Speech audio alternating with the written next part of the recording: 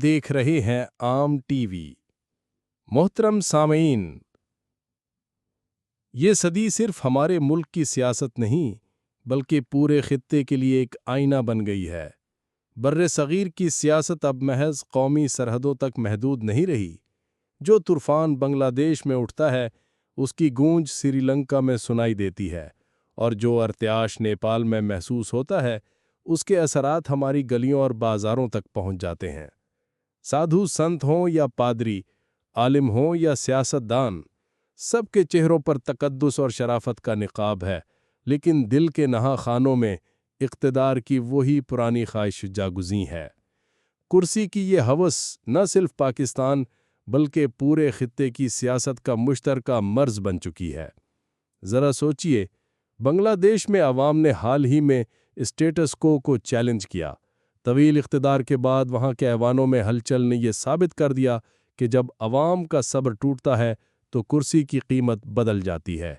जो कुर्सी कभी ताकत की अलामत समझी जाती थी, वही कुर्सी अवामी दबाव के नीचे बोझ बनकर गिर जाती है। श्रीलंका की मिसाल भी हमारे सामने है।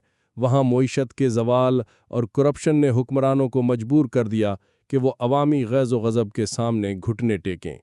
सदारती महल के दरवाजे अवामी हुजूम ने तोड़ दिए, और यूं वो कुर्सी जो कभी नाकाबिले तस्खीर समझी जाती थी, लम्हों में अपनी हैसियत खो बैठी।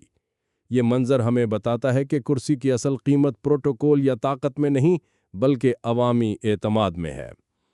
नेपाल का सफ़र भी कम दिलचस्प नहीं। वहाँ बादशाहत का तवील साया जमहूरियत के नए तजर्बात में ढल गया, और आज भी वहाँ सियासी इत्तेहाद और टूट फूट का खेल जारी है। कभी कम्युनिस्ट जमातें इकट्ठी होकर इक़्तिदार संभालती हैं, कभी बिखर जाती हैं, लेकिन सबका मरकज़ फिर वही है, कुर्सी। ये हमें याद दिलाता है कि बड़े से बड़ा ताकतवर सियासी निज़ाम भी अवामी ताकत से चंद ही लम्हों में भस्म हो जाता है। पाकिस्तान का हाल भी मुख्तलिफ नहीं। यहाँ भी पार्लिमान के अंदर और बाहर वही खरीद व फरोख्त की मंडियाँ हैं। कभी सियासी वफादारियाँ बदलती हैं, कभी बयानिए, कभी इत्तेहाद बनते हैं, कभी बिखरते हैं, लेकिन आखिरकार सब की दौड़ उसी कुर्सी तक जाकर रुक जाती है।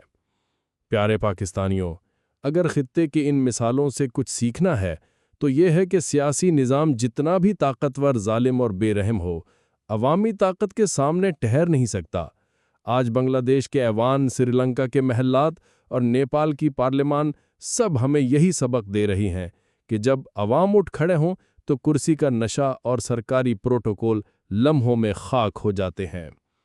इक़्तिदार के नशे में चूर हमारी सियासी पार्टियां और मजहबी रहनुमाओं ने पिछले 77 साल से जो खेल रचा रखा है, इसमें सभी शामिल हैं। कभी जमहूरियत के नाम पर, कभी खोखले इनकलाबी नारों के नाम पर, और कभी अवाम के नाम पर भेस बदल बदल कर वही चेहरे दोबारा बरसरे इक़्तिदार आ जाते हैं, जिन्होंने अवाम को टैक्सों और कर्ज़ों के बोझ में जकड़ा हुआ है। बरे सगीर के चंद पड़ोसी ममालिक में होने वाले हालिया वाक़यात इस बात के गम्माज़ हैं कि अगर अवाम उठ खड़े हों तो बाजी पलट सकती है। अगर आप आम इंसान हैं और आम इंसान को पार्लियामेंट में देखना चाहते हैं, आम इंसान को अपना लीडर बनाना चाहते हैं, या खुद सियासत करना चाहते हैं, तो आम इंसान पार्टी का साथ दीजिए, अपने जैसों का इंतखाब कीजिए, अपने जैसों को वोट दीजिए, ताकि मुल्क में असली जमहूरियत आ सके। जिनके मसाइल हैं वो खुद हुक्मरां बनकर अपने मसाइल को हल कर सकते हैं। आइए मिलकर पाकिस्तान को एक खुशहाल मुल्क और पाकिस्तानियों को एक बेहतरीन कौम बनने में मदद दें। वीडियो देखने का बहुत शुक्रिया। दोस्तों के साथ ज़रूर शेयर कीजिए, चैनल को सब्सक्राइब कर दें। इसी के साथ राजा पाकिस्तानी को इजाज़त दीजिए। अपना, सारे पाकिस्तान का और तमाम इंसानों का ख्याल रखिएगा। रब राखा। पाकिस्तान जिंदाबाद।